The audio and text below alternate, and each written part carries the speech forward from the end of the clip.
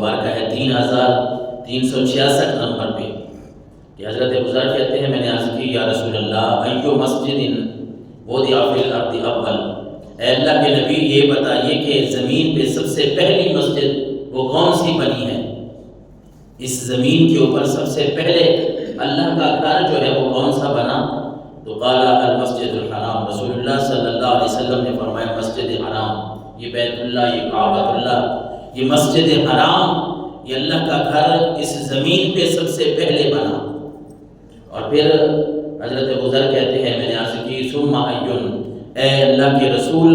اس مسجد حرام کے بعد اس زمین پہ اللہ کے گھروں میں سے کون سا گھر بنا ہے؟ تو اللہ کے نبی صلی اللہ علیہ وسلم نے فرمایا المسجد الاقصی، مسجد اقصی بیت المقدس ہے۔ پھر اس کے بعد اللہ تبارک و تعالیٰ کے حکم سے یہ تعمیر ہوا۔ پھر کہتے ہیں کہ میں نے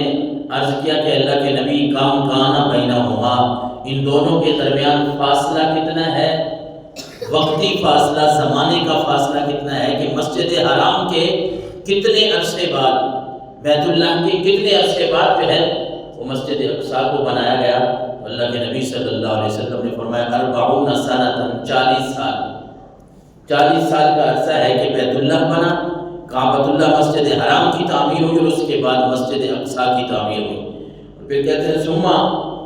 اینما ادرکتک الصلاۃ بعد فصلی فإن الفضل فیہ۔ پھر اللہ کے نبی صلی اللہ علیہ وسلم سے جب میں نے یہ پوچھا کہ اللہ کے نبی کون سی مسجد اللہ کا گھر پہلے بنا، تو اللہ کے نبی نے بتانے کے بعد پھر مجھے یہ فرمایا کہ اے ابوذر نماز کا وقت جہاں بھی ہو جائے نا، نماز کا وقت جہاں بھی ہو جائے وہاں نماز ادا کر لو، فإن الفضل فیہ، کیونکہ اصل فضیلت نماز ادا کرنے میں ہے، اصل بات نماز ادا کرنا ہے۔ یعنی حضور صلی اللہ علیہ وسلم نے اس کی آواز کا پتہ ہے آپ نے نہیں بنایا،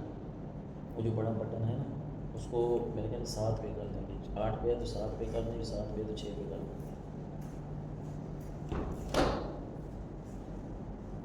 اللہم صلی اللہ علیہ وسلم۔ اللہ کے نبی صلی اللہ علیہ وسلم نے فرمایا ابوذر اصل بات تو یہ ہے کہ فصلی فإن الفضل فیہ،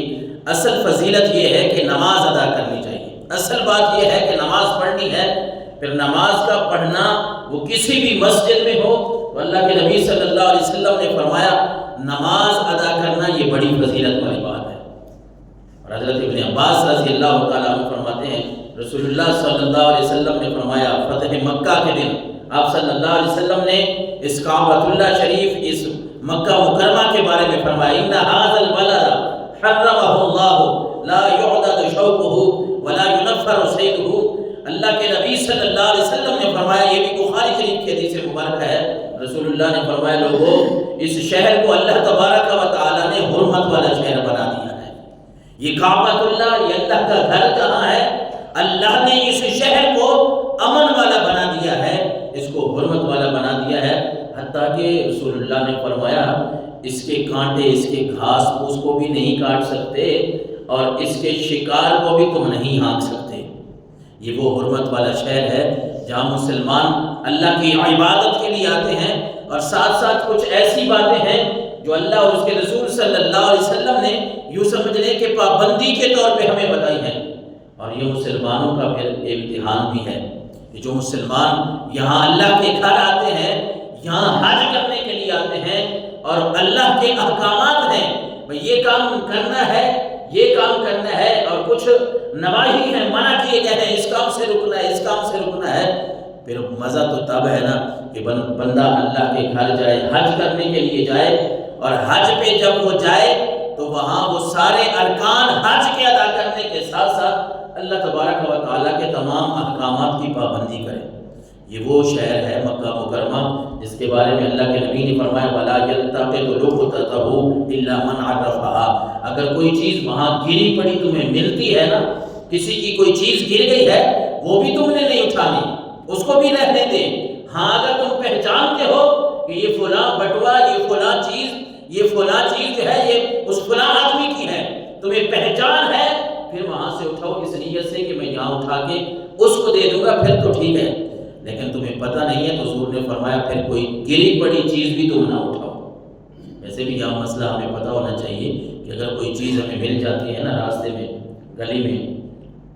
اور اس کا پتہ نہیں ہے کہ یہ کس کی ہے، پھر ہم نے اس کی چھان بین کرنی ہے، وہ پیسے ہیں، کوئی اور صورت ہے، کوئی اور چیز ہے، تو پھر ہمیں ہماری شریعت یہ کہتی ہے کہ ہم اس کی چھان بین کریں، پوچھیں کس کی ہے، اس کو ہم استعمال نہیں کر سکتے۔ اس کو استعمال کرنے کی ایک حد ہے، یعنی آپ اللہ کے نبی صلی اللہ علیہ وسلم کی حدیث کا خلاصہ ہے کہ اللہ کے نبی نے فرمایا لوگوں میں اعلان کرو، بتاؤ لوگوں کو کہ یہ کس کی چیز ہے، تاکہ جس کی ہے اس تک پہنچ جائے۔ اور پھر یہ بھی ہے کہ ہم جب آتے جاتے نا گلی میں کچھ ہمیں پیسے مل جاتے ہیں، ہم پتہ کیا کرتے ہیں، فوراً جو ہے وہ آ کے مسجد کے گلے میں ڈال دیتے ہیں، مسجد کے گلے میں ڈال دیتے ہیں، یا کوئی ایسی چیز ہے پیسوں کے علاوہ جو ہمیں ملی ہے تو ہم فوراً پتہ نہیں کرتے، کسی سے پوچھتے نہیں ہیں، جا کے بس کسی کو پکڑا دیا، ہم سمجھتے ہیں بھئی یہ غریب آدمی ہے تو اس کو دے دیں۔ نہیں، اس طرح بھی نہیں کرنا۔ مسجد میں تو پیسے آپ نہیں ڈال سکتے، کیونکہ مسجد یہ اللہ کا گھر ہے، اور جس چیز کے آپ مالک ہیں نا، مالک، آپ وہ چیز مسجد کو دیں گے۔ جو پیسہ آپ کی جیب میں ہے، آپ کے قبضے میں ہے، جو آپ کا ہے، اس میں سے آپ اللہ کے راستے میں دیں گے، دوسروں کا پیسہ آپ مسجد میں نہیں دے سکتے۔ اور ہاں ایک حد ہے، اللہ کے نبی نے فرمایا اعلان کرتے رہو، بتاتے رہو، اگر کوئی نہ آئے اور تم یہ سمجھو کہ اب اس چیز کا جو مالک ہے وہ نہیں ملتا، پھر اگر تم ضرورت مند ہو تو استعمال کرو، نہیں تو کسی غریب کو دے دو، پھر جا کے غریب کو دینی ہے۔